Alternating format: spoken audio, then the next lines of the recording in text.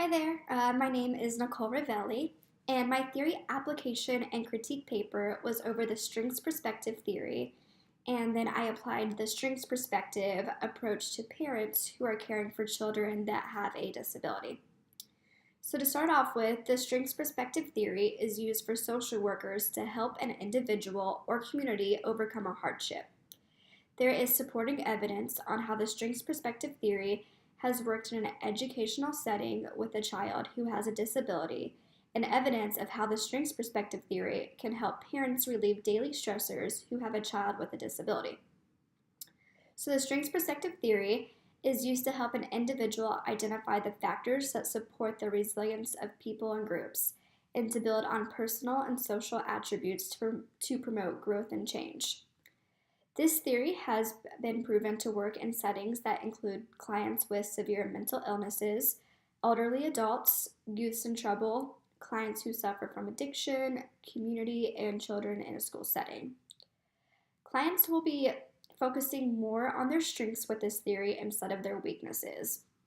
And the strengths perspective theory incorporates several concepts of resilience, empowerment, hope, and healing. The theory also approaches therapy differently than a psychosocial approach that uses the DSM 5 model.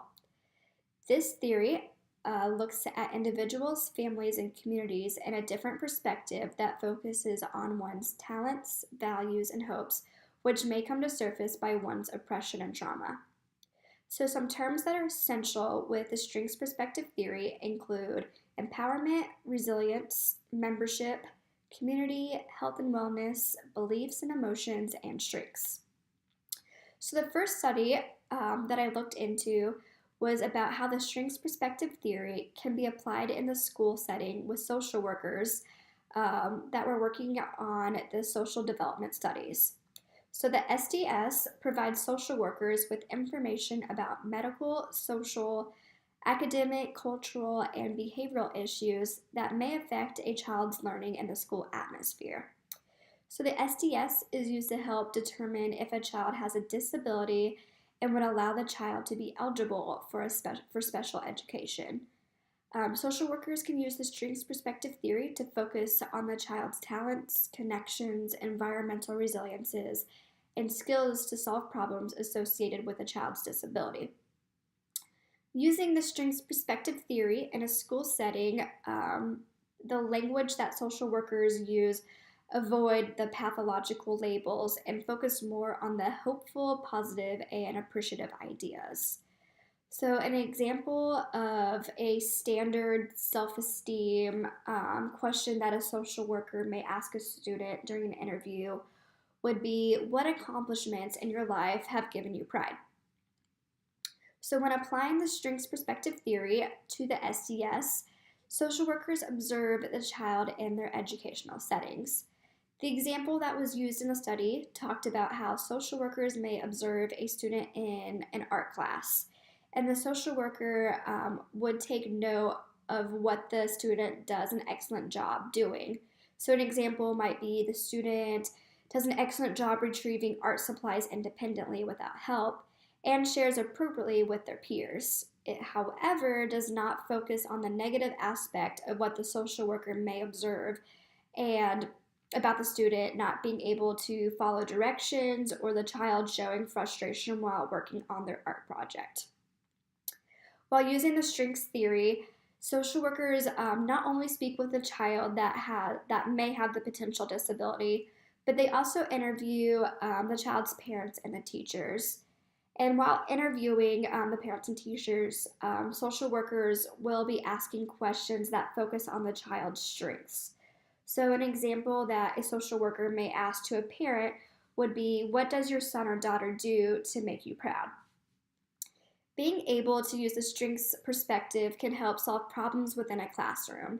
The example used in the study is a child may be disruptive during an art class, but the child has the strength of being a leader around younger children. So, a possible way a social worker can use the child's strengths is to arrange for the child to help out in a younger children's art class a few times a week.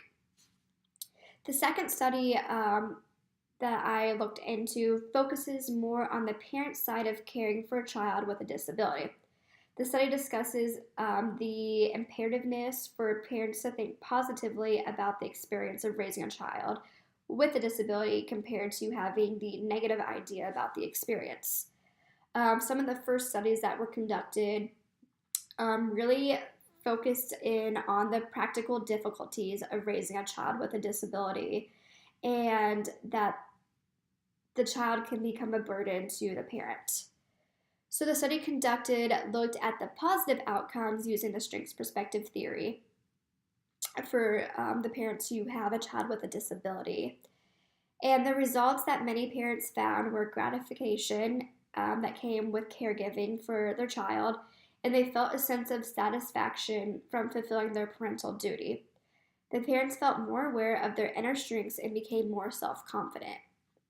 Social workers can also use the strengths perspective to work with parents with low expectations of their child succeeding in life and help them fulfill productive roles within their family and community. Parents being able to recognize their child's strengths can help reduce stressors that parents face on a daily basis. So, the study that worked with the social workers and the teachers using the strengths perspective provided several ideas to help children with disabilities function in their educational setting. And the article gave many positive attributes on problem solving when it came to classroom settings.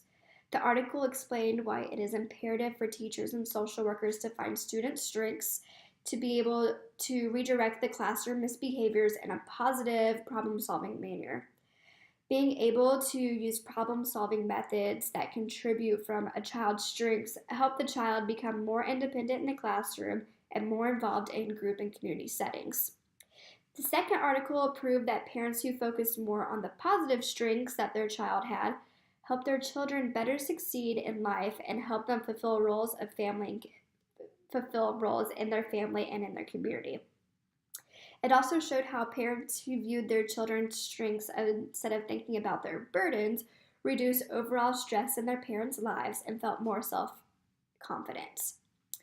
So, within the second article, there was some biased research. What I found out was the vast majority of the parents were highly educated and they were stay at home parents. I think it would be interesting to see if these results would be similar if the parents were working or had a different educational background. Also, the parents that were interviewed for the study were emotionally ready to participate in the study, meaning they had been to multiple therapy sessions over the year that have helped them cope with the idea of having a child with a disability. So, knowing that, I think the results could be construed differently if a parent with a younger child was just recently diagnosed with a disability. I don't know if they would necessarily have the same ideas about having more self confidence. So, the strengths perspective theory can not only be used with parents who have a child with a disability, but there was definitely numerous studies that concluded that strengths perspective theory has worked well in other cases that include abuse, neglect, violence, addiction, and mental illnesses. Thank you for listening to my presentation.